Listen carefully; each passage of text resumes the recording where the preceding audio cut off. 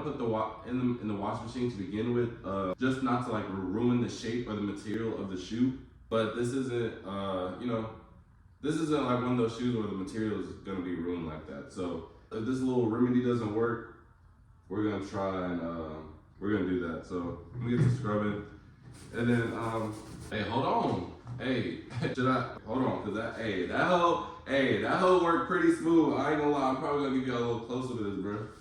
Let me get a little splash of that. So as you can see, this is like some of the mold right here.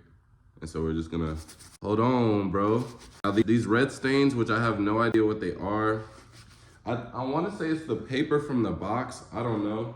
I use this cloth because I'm getting some of the stuff on here. But yeah, this red stuff isn't really coming out as good as the mold is coming out, but at least the mold is gone.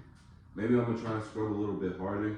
So whatever this red stuff is honestly, it's not coming out, but at least I'm getting the mold out.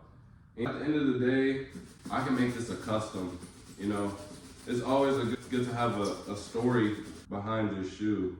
I literally don't know what this is. I really don't.